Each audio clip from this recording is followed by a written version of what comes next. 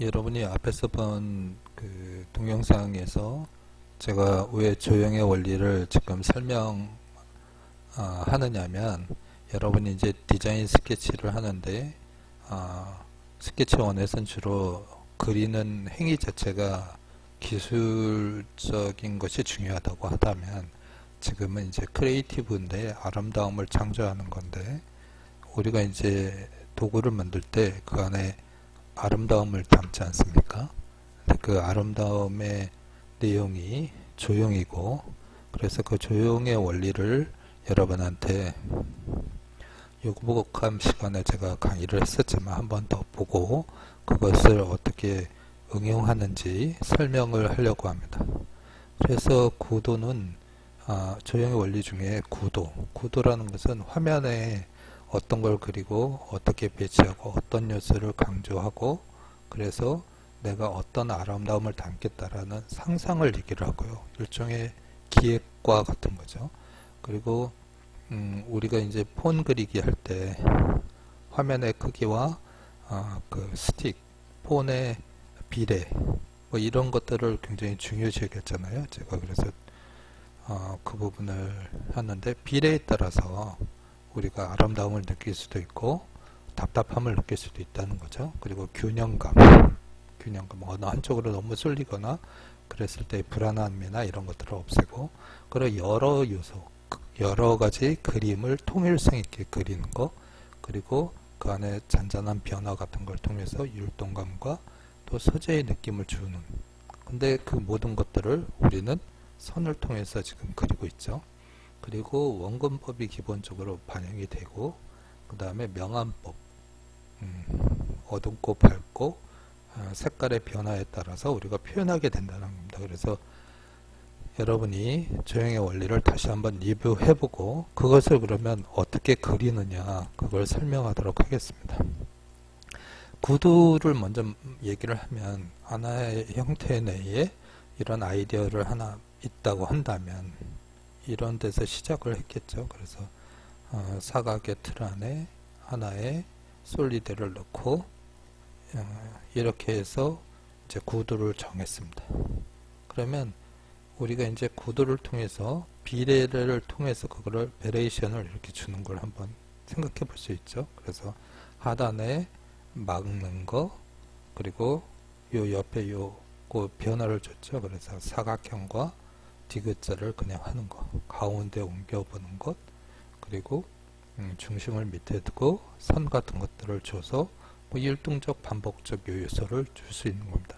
근데 전부 다 앞에서 봤을 때는 즉각 형태이기 때문에 어떤 율동과 반복이 있어도 통일성을 줬죠. 여러 요소의 통일성을. 뭐 이런 걸 통해서 여러분이, 우리가 이제 텀블러 스케치와 다르게 가구는 형태가 좀 더 심플하기 때문에 이런 비례라든가 고도 같은 것들을 고려해서 해야 된다, 이런 거고요. 그리고 가구는 원근법을 많이 두지 않습니다. 왜냐면 조금 전에도 얘기를 했지만 심플한 구조이기 때문에, 이 하단에서 보면 이렇게 직사각형에 가까운 형태인데, 만약에 원근법을 밑에서부터 위까지 이렇게 줘서 위쪽에 소실이 생겨서 너무 좁아진다면 이것이 원래 이런 느낌을 왜곡시킬 수 있다라는 겁니다. 그리고 명암법에 대해서 간단하게 설명을 하면, 명암법이란 우리가 얘기하면 화이트 블랙, 제가 항상 말씀을 드리잖아요. 그래서 화이트 블랙, 이게 어떤 균형감을 주죠. 비례와. 만약에 어두운 부분이 굉장히 두 개가 컸다면 전체적으로 너무 꽉 차 보이고 힘이 이쪽으로 쏠렸을 텐데, 하단에 넓은 공간이 있고 얇은 공간이 이렇게 보여졌기 때문에 이런 것이 가능하고요. 여기서 보면 다 채우지 않죠. 구멍을 뚫어서. 이것이 무게, 균형, 이런 겁니다. 한쪽에 이렇게 명암을 줘도 다 채운 거와 뚫어주는 것이 단순히 미적인 기준이 그 어떤 균형감, 밸런스를 주는 거고요. 이렇게 재질의 차이라든가 율동감이라든가 그리고 색깔을 다 채우지 않는 거죠. 우리가 쓰는 원근법은 한 이 정도로 1점 투시를 사용을 해서 하고요. 옆에서 그릴 때도 이렇게 먼저 그린 다음에 빼서 이런 식으로 그리면 가구에선 충분할 것 같습니다. 그리고 그 원근법을 그러면 투시를 많이 사용하지 않기 때문에 어떻게 하느냐 하면, 제가 하나의 아이디어가 있다면 우리가 앞에다 그냥 색깔을 이렇게 칠하는 게 그냥 멋으로 칠하는 것이 아니고요, 앞쪽 부분을 강조하고 뒤는 날리는 아웃포커싱하는 그런 원근법의 방법이다. 반대로 하면 뒷부분을 이렇게 딱 메꿔줌으로써 뒤와 앞이 이렇게 구분되죠. 이것이 이제 동양화에서 보는 주로 원근법 같은 데서 사용을 하고, 우리가 선을 이용해서 하는 겁니다. 이렇게 선, 이렇게 해서 앞에 거는 진하게 그리고 뒤에 거는 약하게 그리고, 참고해서 스케치 베레이션을 진행해 주시기 바랍니다. 텀블러 디자인 스케치를 우리가 지금 진행을 하는데, 왜 텀블러 디자인을 먼저 하느냐, 우리가 이제 스케치를 한다라는 것은 산업 디자인 스케치를 하죠. 그 중에 왜 텀블러 스케치를 먼저 진행하느냐, 이런 건데, 그냥 뭐 우리가 흔히 많이 사용을 하고, 그 다음에 어떤 기능과 스타일이 명확하게 나타나는 제품이라고 생각을 합니다. 그래서 텀블러를 하는데, 우리가 그 텀블러 디자인을 통해서 제품 또는 프로덕트 또는 인더스트리얼 디자인의 어떠한 중요한 요소들을 학습하게 되는데, 그런 것들을 간단하게 설명하도록 하겠습니다. 컵이죠. 텀블러는 컵의 발전적인 어떤 형태입니다. 컵이라는 것을 보면, 우리는 인간은 도구를 사용을 하죠. 도구라는 게 뭐 프로덕트를 얘기를 하지만, 그것의 시작은 어떤 필요성을 먼저 갖게 된다는 거죠.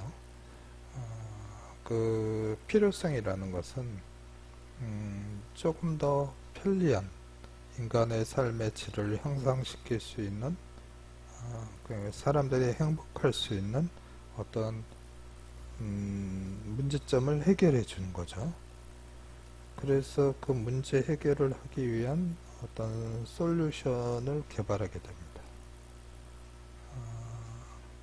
여기 야자수인데, 이렇게 드링킹을 하죠. 그래서 이게 뭐 꼭 컵이 이런 단계에서 나왔다고 할 수는 없지만, 우리가 생활 속에서, 자연 속에서 또는 기존의 어떤 도구를 사용하면서 그 단계에서 좀 더 아이디어를 얻고 발전시켜 나가는 과정이라고 생각을 합니다. 그래서 이 물을 마시는 이 드링킹이라는 걸 어떻게 좀 더 편리한 도구를 만들 수 있을까, 이런 걸 생각했겠죠.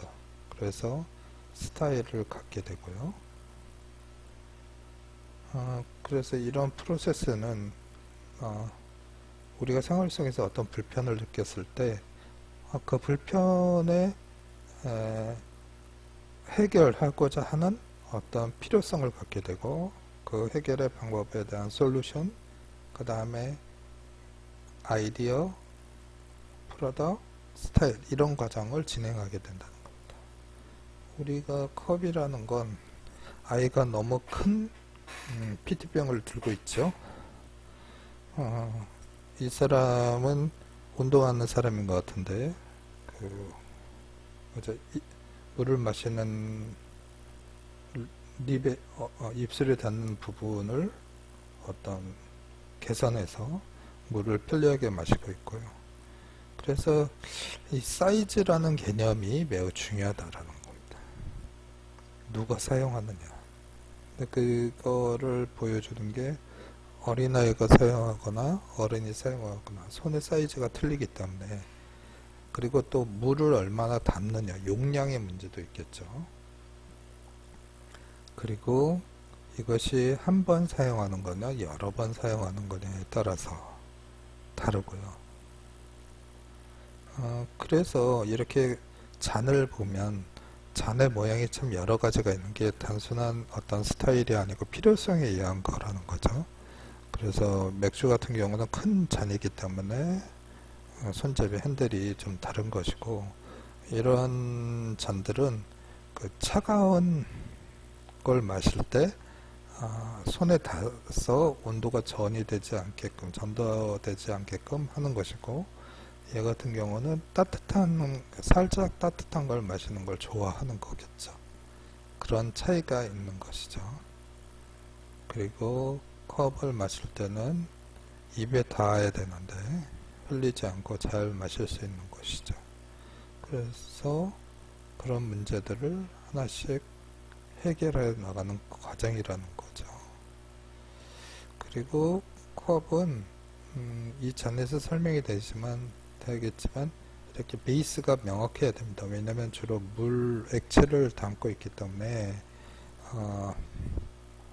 쓰러지면 흘리게 되고, 그렇기 때문에 이 스탠딩 서 있는 것 자체가 항상 잘 이루어져야 된다.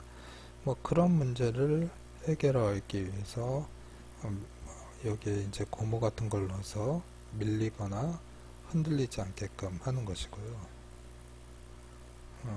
얘 같은 경우는 이제 그 물을 담을 때 열고 닫아야 되는데 물이 이 안에 있기 때문에 이 라바 고무 링을 이렇게 넣어서 물이 역류하지 않게끔 뭐 그렇게 하는 것입니다. 좀 더 개선된 형태죠. 이런 것들이 제품이 가지고 있는 것입니다. 스타일, 그리고 그런 것들을 고려한 최종적인 스타일. 아름답죠. 재질도 선택하고 이상입니다.